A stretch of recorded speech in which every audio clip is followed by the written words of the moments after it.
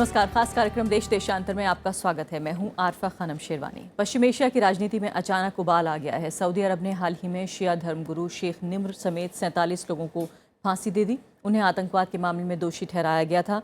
अन्य देशों के अलावा ईरान में खासतौर पर काफ़ी विरोध प्रदर्शन हुए इस मुद्दे को लेकर और प्रतिक्रिया के तौर पर सऊदी दूतावास में आग ही लगा दी गई।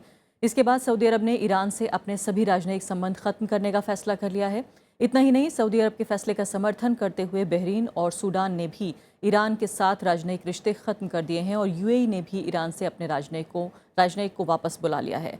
आखिर ये पूरा जो उबाल आया है पश्चिम एशिया की राजनीति में, ये हमें किस तरफ ले जा रहा है और किस तरह से इसको सुन्नी शिया जो कॉन्फ्लिक्ट है, जो संकट है, उससे जोड़कर देखा जा सकता है, यही जानने की हम कोशिश करेंगे। और खासकर जिस तरह से दाइश या ISIS का जो संकट है जो दुनिया देख रही है, उस पर किस तरह का असर पड़ेगा, सीरिया का जो अपना मसला है उस पर भी क्या कोई प्रभाव पड़ सकता है इस पूरी स्थिति के उभरने के बाद। मेरे साथ खास पैनल में दो ऐसे राजदूत मौजूद हैं जो अलग अलग स्थितियों में, अलग अलग कैपेसिटीज़ में सऊदी अरब में तैनात रह चुके हैं भारत की तरफ से, और साथ ही दो ऐसे वरिष्ठ पत्रकार मौजूद हैं जो ईरान और सऊदी अरब को बहुत अच्छे तरीके से जानते हैं। मेरे साथ मौजूद हैं पिनाक रंजन चक्रवर्ती, जो कि राजदूत रहने के अलावा सेक्रेटरी रह चुके हैं विदेश मंत्रालय में। दूसरे खास मेहमान शीलकांत शर्मा जी हैं, ये भी राजदूत रह चुके हैं कई देशों में। शकील हसन शमसी साहब हैं, एडिटर हैं फ़िलहाल डेली इनकलाब उर्दू अखबार के, और सैयद फैसल अली साहब भी मौजूद हैं, ये ग्रुप एडिटर हैं सहारा उर्दू के, और साथ ही खाड़ी के देशों में ये एक एडिटर की हैसियत से कई अखबारों में और मैगजीन्स में काम कर चुके हैं। सभी मेहमानों का बहुत बहुत स्वागत है।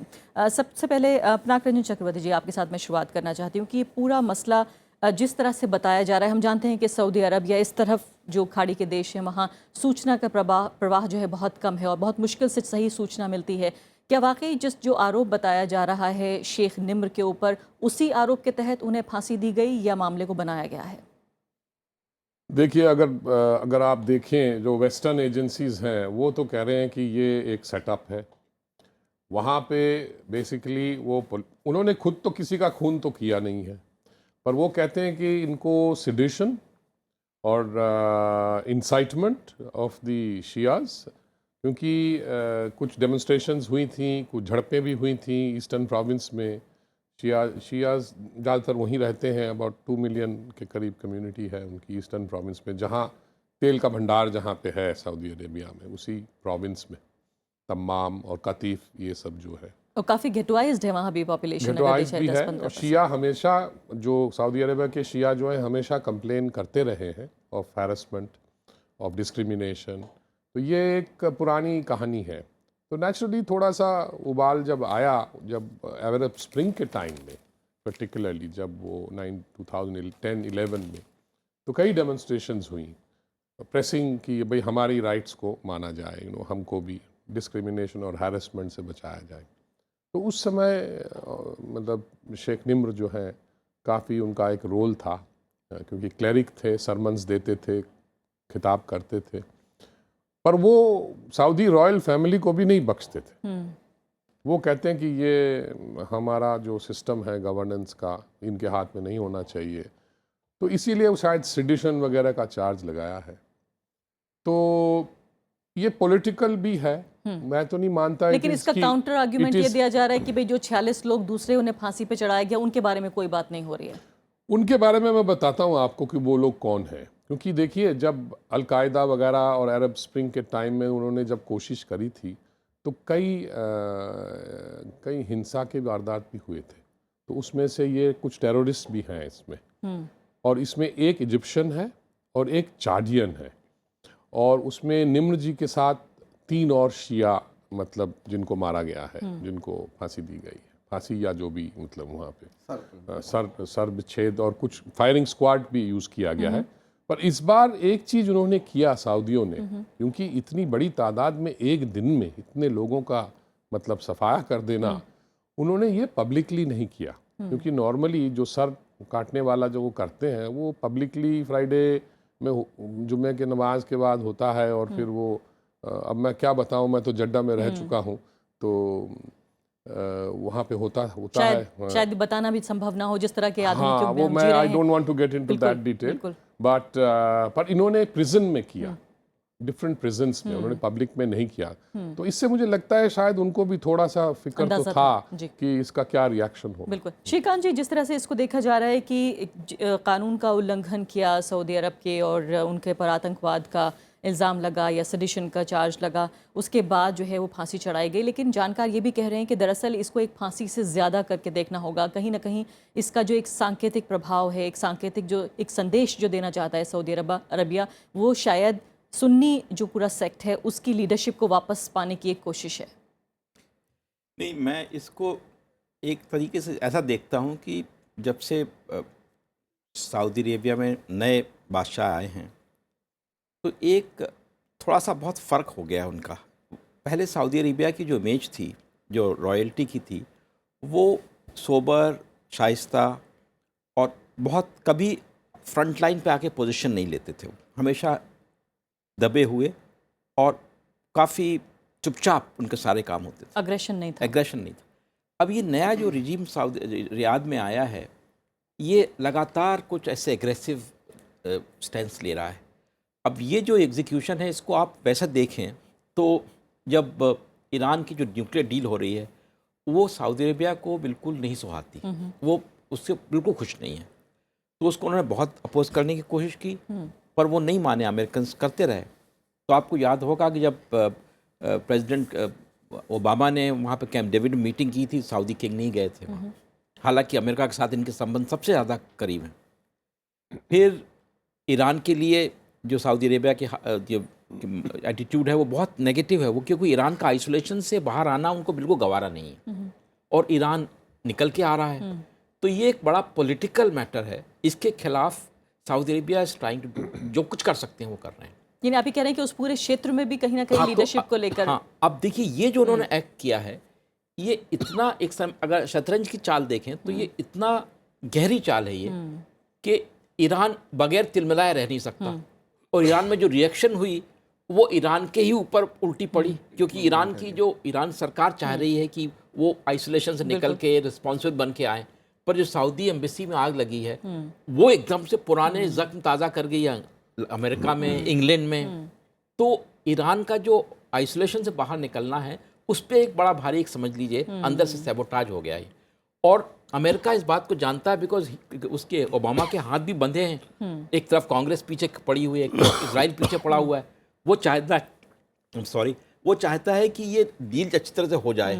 ईरान ने सब कुछ जितना इसका वादा था पूरा कर दिया है, पर वो अब जब डील होने वाली, सैंक्शन हटने वाले हैं, ये घटना हो गई है, तो अमेरिका की परेशानी भी है। बिल्कुल, बहुत गहराई से आपने बात को समझाया है कि किस तरह से बिल्कुल चाल के तहत ये पूरा काम किया गया है। लेकिन ईरान को भी शायद क्या बख्शा जा सकता है कि ईरान जो कर रहा है, क्या उसमें पॉलिटिक्स नहीं है?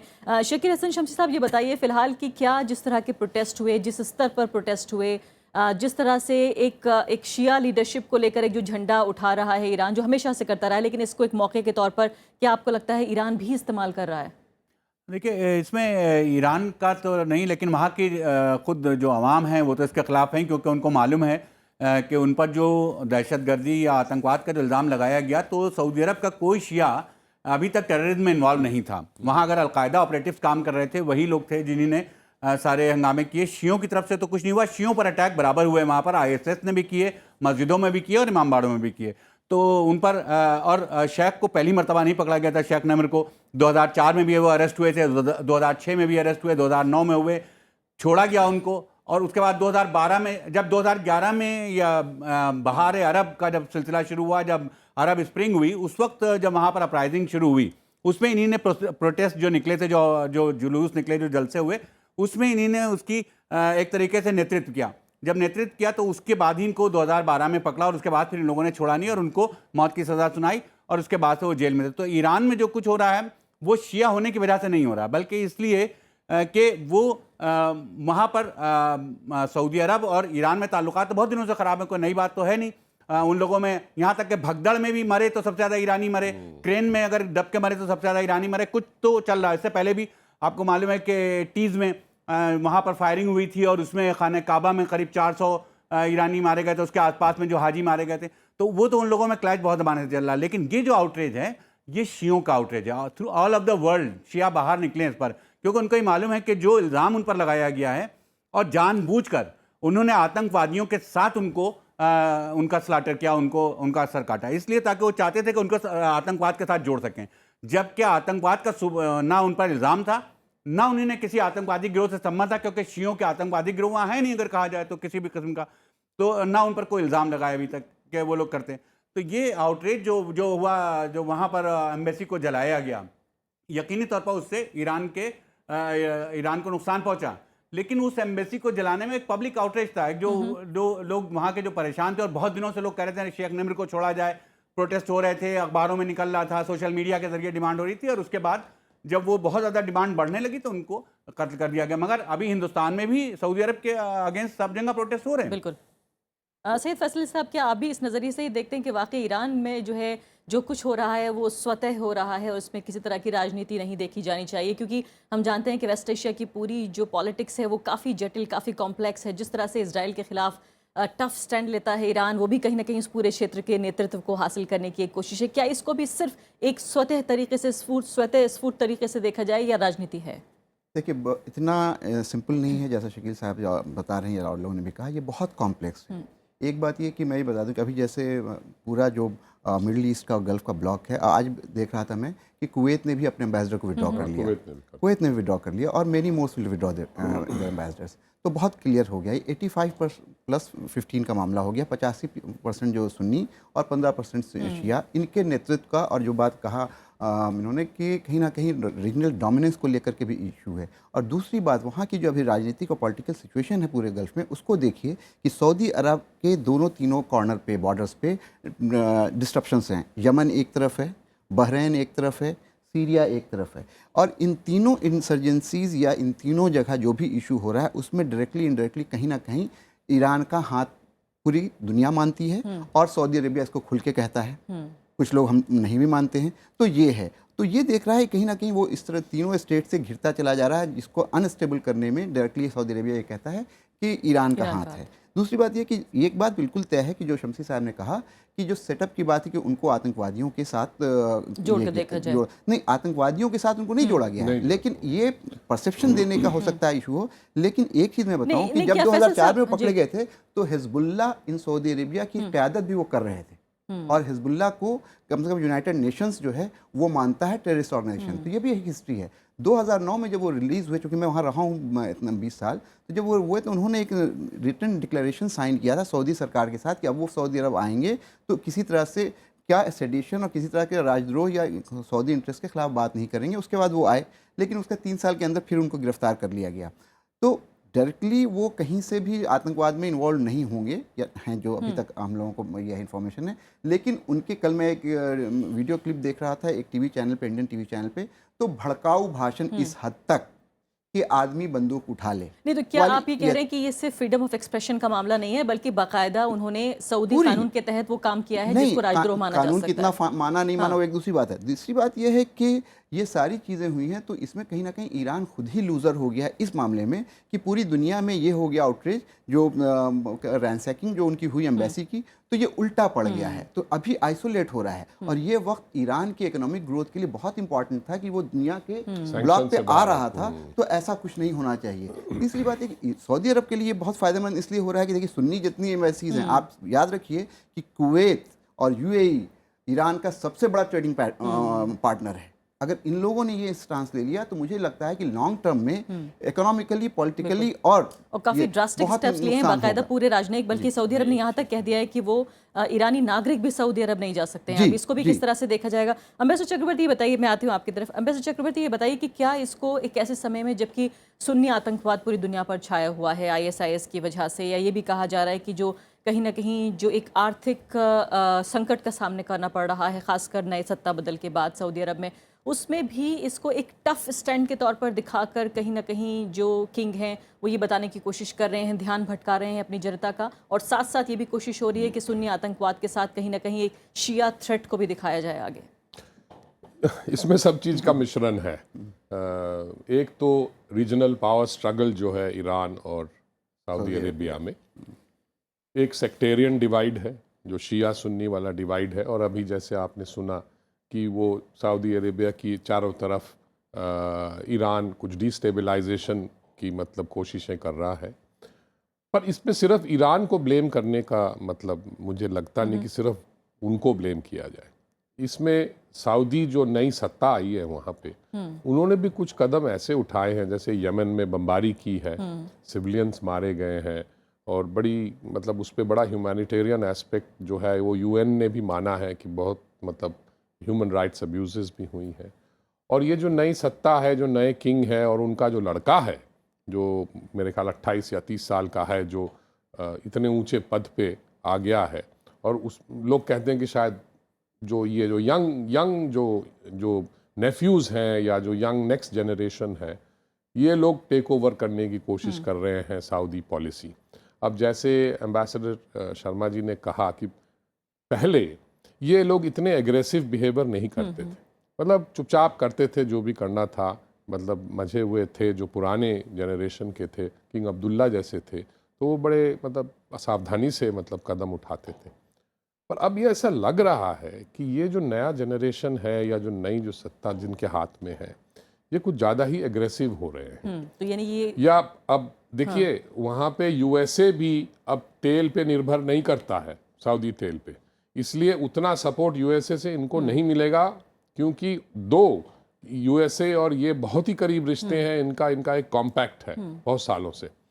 पर अब ये जो कदमें उठा रहे हैं, मुझे तो फिक्र है कि ये सऊदी अरेबिया पे किस तरह का असर एक्चुअली पड़ेगा, क्योंकि वहाँ पे ईरान जो शिया सुन्नी डिवाइड है वो भी है, आईएस का भी प्रॉब्लम है। अब आईएस ने भी बोला है कि इस रॉयल फैमिली को खत्म कर दिया बिल्कुल। जाए। तो उन्होंने ये भी क्या ये भी एक डर है इसमें? एम्बेसडर शिल्का शर्मा, ये बताइए कि फिलहाल जो बार बार ये खासकर वेस्टर्न मीडिया में इस बात को उठाया जा रहा है कि ये मामला दरअसल सुन्नी लीडरशिप का भी है, क्या आप इस बात को मानते हैं कि एक आतंकवादी संगठन के हाथ से लीडरशिप जिस तरह से जाती हुई नजर आ रही है, अगर ऐसा है तो सऊदी अरब के अंदर कहीं ना कहीं इस बात को लेकर भी चिंता है, और ये इसको साबित करने के लिए इसको सेटअप किया गया है, इस फांसी की सजा को?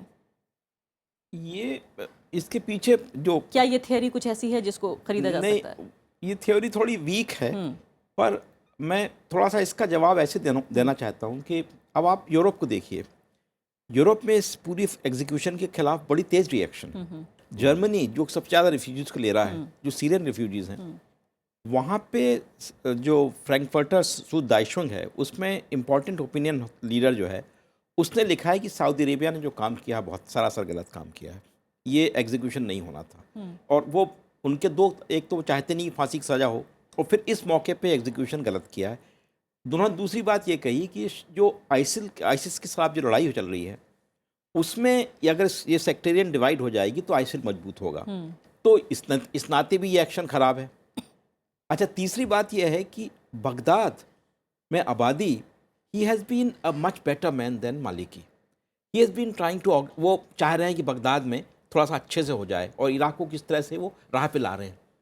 उनको बहुत तकलीफ हुई है इससे, और वो बेचारे, उनकी रिएक्शन इतनी तेज़ नहीं जितनी कि ईरान की थी। उन्होंने कंडेम तो किया है, लेकिन फिर भी ये कहा है कि सऊदी अरेबिया को ऐसा नहीं करना था। और एक हादसा ये है कि जिस दिन ये एग्जीक्यूशन हुआ है, उसके एक दिन पहले 25 साल के बाद सऊदी अरेबिया की सिफारा जो है, कि एम्बेसी जो है, वो बगदाद में चालू हुई। सदाम हुसैन जब कुवैत में घुस गए थे तो सऊदी अरेबिया ने एम्बेसी बंद कर दी थी। अब चूंकि इनकी सरकार आ गई है और वो अमेरिका के साथ हैं, तो वहाँ पे एम्बेसी शुरू हुई। वो एक दिन पहले एम्बेसी शुरू हुई और दूसरे दिन ये घटना घट गई। तो अब इराक को बड़ी सबसे ज़्यादा इसका जो दुष्प्रभाव होगा वो इराक पे होगा, क्योंकि आईसिस का सबसे बड़ा जो इम्पैक्ट है, रमादी बड़ी मुश्किल से उन्होंने लिया है, गढ़ जो है वो इराक बना हुआ है। तो, लेकिन जी, और एक अमेरिका का मैं ये कहना चाहता हूँ कि जैसे पिनाक साहब ने कहा कि अमेरिका का अब सऊदी से डिपेंडेंस बहुत कम हो गया है। दूसरा, जो अमेरिका में इस समय इलेक्शन ईयर है, और वो जो घटनाएं घटनी कैलिफोर्निया में, उसके बाद जो एक पब्लिक जो ओपिनियन है, उस ओपिनियन को सऊदी अरेबिया का जो एक्शन है वो और बढ़ाता है। और ईरान के साथ जो अमेरिका का संबंध बन रहा है, उसमें भी परेशानी हो रही है। तो इस तरह से बात बहुत पेचीदा काफ़ी जटिल है, पूरी पेचीदा पूरी राजनीति, और जो कदम उठाया गया उसको किस तरह से देखा जाए, ये भी अपने आप में काफ़ी हैरानी की बात है। शमसी साहब, ये बताइए कि क्या इस तरफ जो सीरिया का पूरा संकट है और ये तमाम देश जो बातचीत में लगे हुए हैं, हालांकि सऊदी अरबिया इस बात का आश्वासन दे रहा है कि इससे कोई फ़र्क नहीं पड़ेगा, लेकिन क्या आप भी ये मानते हैं कि फ़िलहाल जिस तरह से सबसे बड़ी बात तो सवाल ये भी पैदा हो रहा है कि क्या दुनिया में नए सिरे से जो शिया सुन्नी कॉन्फ्लिक्ट है उसको हम देख रहे हैं नए सिरे से, नई शक्ल में, और दूसरे जो सीरिया का संकट है उस पर क्या असर पड़ेगा? देखिए, पहली बात तो ये है कि शिया सुन्नी को बनाने की कोशिश की जा रही है इसको, पूरे मामले को, जबकि ये शिया सुन्नी नहीं है, बल्कि कहीं ना कहीं इसमें अमेरिका के इंटरेस्ट का मामला फंसा हुआ है। और सऊदी अरब को हमेशा दहशतगर्द या आतंकवाद वही लोग लगते हैं जो अमेरिका के खिलाफ हो जाएं। जब तक वो दूसरे लोगों पर कर रहे होते हैं, जब तक कोई मसला नहीं होता है उनके लिए। और जहाँ तक सुन्नी होने की बात है तो सद्दाम हुसैन को टॉपल करने में, मुर्सी को टॉपल करने में, कद्दाफी को टॉपल करने में जितनी भी सुन्नी ममलिकतें थीं उसमें सऊदी अरब का क्या रोल रहा वो सारी दुनिया जानती है। तो वो शिया सुन्नी की बात है नहीं यहाँ पर, और ना होगी मुझे लगता है। मुझे लगता है कि ये जो सऊदी अरब की शाही फैमिली है वो चाहती है वहाँ पर अपना वर्चस्व बनाना, और जो कोई भी अरब में एंटी अमेरिका स्टैंड लेकर चलेगा वो वहाँ सर्वाइव नहीं करने देंगे उसको, उसके लिए कुछ ना कुछ करेंगे। जब यमन में जब तक प्रो अमेरिकन रहेगी जब तक तो ठीक है, लेकिन जिस दिन कोई अमेरिका के खिलाफ ताकत आ जाएगी तो वो उस पर बमबारी करेंगे। सीरिया में वो यही करने की कोशिश कर रहे थे, और शुरू में उन्होंने बहुत मदद की उन लोगों की और सब कुछ किया, लेकिन जब ISIS का दिमाग फिर गया, पहले जब तक वो मुसलमानों को मार रहे थे, शियों को मार रहे थे, कोई मसला नहीं था, लेकिन जब उन्होंने दूसरी कौमों को मारना शुरू किया तब उनको ISIS लगा कि ये हो गया है, इंसानियत का दुश्मन है। तो कुल मिलाकर उनकी कोशिश ये है कि अमेरिका के जो तरफदार हैं उन लोगों की हुकूमतें मार रहे हैं। शिया सुन्नी से उनको मतलब नहीं, कोई शिया भी अगर हो और वो अमेरिका की तरफ हो तो वो उसको हंसी खुशी कबूल कर लेंगे। तो मैं इसको शिया सुन्नी समझता ही नहीं, और ना मुझे लगता है, बल्कि ये जो कुछ किया जा रहा है ये ख़ास एक तहत किया जा रहा है कि ताकि सुन्नी अवाम को एक तरफ किया जा सके। लेकिन सब लोग जानते हैं कि खुद सुन्नियों के लिए क्या रवैया रहा है सऊदी अरब का, किस तरीके से अभी भी वहाँ पर पैगंबर साहब की आप प्रशंसा नहीं कर सकते हैं, पैगंबर साहब के लिए आप नात नहीं पढ़ सकते। अभी 2,500 लोगों को भी इसी 12 रबीउल अव्वल को जो ईद मिलाद थी उस दिन उन्होंने बाकायदा उनके पासपोर्ट पर मोहर लगा दी कि कभी नहीं आ पाएंगे, क्योंकि उन्होंने नात पढ़ने की कोशिश की थी। तो वो भी तो सुन्नी थे जिनके साथ ये किया गया। या और जो मारे गए हैं 48 में से 43 सुन्नी थे जी, सिर्फ 5 शिया हैं उसमें से माना जाए तो उनके बारे में। और वहाँ पर वो जो बहुत बड़े सुन्नी रहनुमा थे जिनको अलकायदा के साथ जोड़ा, मुझे मालूम नहीं कि उनके क्या था, वाकई वो थे कि नहीं थे, लेकिन वो जिस तरीके से फारस अल ज़ोहरानी उनको मारा गया, he was a law graduate and he was a खतीब ऑफ अल-बाहा। तो जो इस तरीके के काम हुए इसमें शिया सुन्नी का तो मसला नहीं, ये इनको निम्र को आगे इसीलिए इनका निम्र को इसीलिए फांसी दी गई ताकि सुन्नियों का सब भूल जाएं, क्योंकि प्रोटेस्ट तो शियों की तरफ से हो रहा है, तो इसको शिया सुन्नी बनाया जा सके, कोशिश ये हो रही है। फैसल साहब ये बताइए कि भारत के परिप्रेक्ष्य में इसको देखने की कोशिश की जाए, हालांकि भारत में ये मामला शिया सुन्नी नहीं बना है, लेकिन हमारे यहाँ भी काफ़ी नाजुक तरीके से पॉपुलेशन का जो डिस्ट्रीब्यूशन है वो है, और कई बार इस तरह का के संकट हमारे सामने भी आया है। लेकिन फिलहाल जो प्रोटेस्ट नज़र आ रहे हैं काफ़ी कंट्रोल्ड हैं, उसके बावजूद भी आपको लगता है भारत में ये कोई मुद्दा बना है? नहीं, मुझे नहीं लगता है। देखिए, एक बात तो ये कि मैं ज़ाहिर तौर पे समझता हूँ कि जो फांसी होती है उसकी मुखालफत होनी चाहिए कि 21st सेंचुरी में हम लोग इस तरह से किसी को भी हो। हाँ, किसी को भी हो।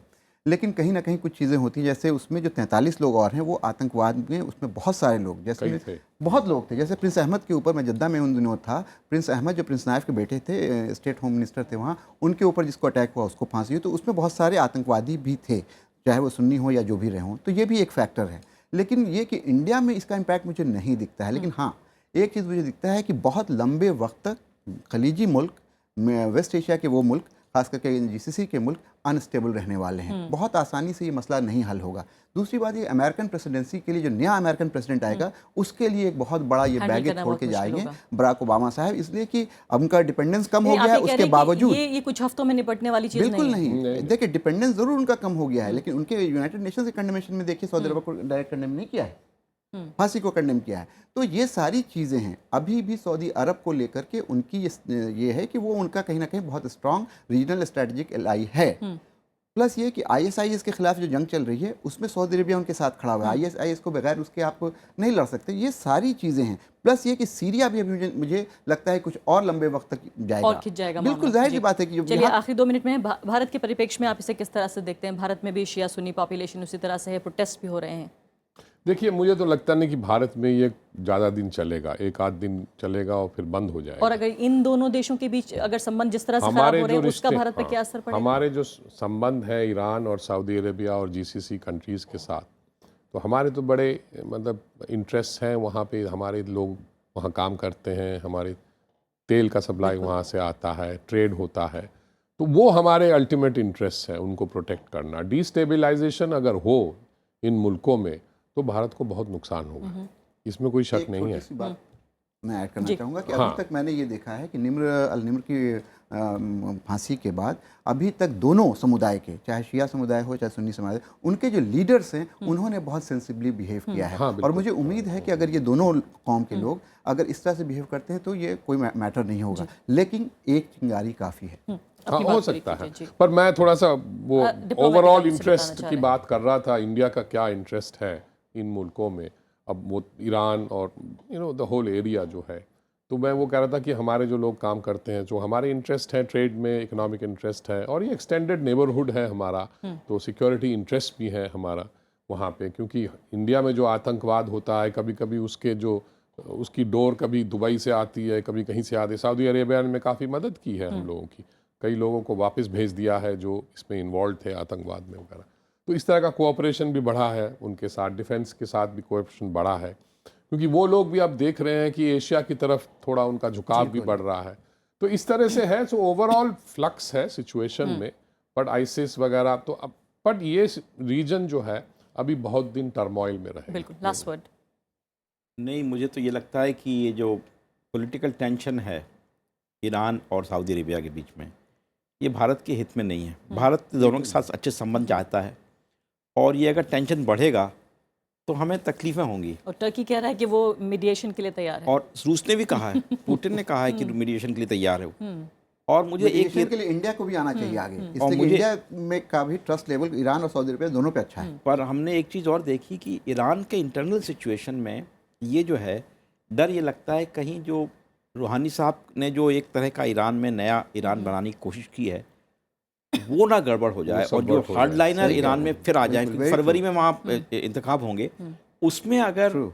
ये मजलिस में अगर इनके हार्डलाइनर्स आ गए, क्योंकि बहुत मुश्किल काफ़ी हो जाए। नाराज़ हैं वो, तो फिर थोड़ी दिक्कत हो सकती है। जी। ये वो ईरान में मतलब जो एक नई हवा चल रही है उसमें, तो रुकाव आ जाएगा। एक तरह से बहुत बहुत शुक्रिया आपका शीलकांत शर्मा जी, बाकी सभी मेहमानों का शुक्रिया। तो साफ तौर पर ऐसा लगता है कि वेस्ट एशिया में जैसे वजहें कम थी संकट की, तो एक वजह और ये फिलहाल दाखिल हो गई है, और लगता है कि कई हफ्तों या महीनों तक फिलहाल समझने वाला नहीं है। फिलहाल अभी के लिए इतना ही, नमस्कार।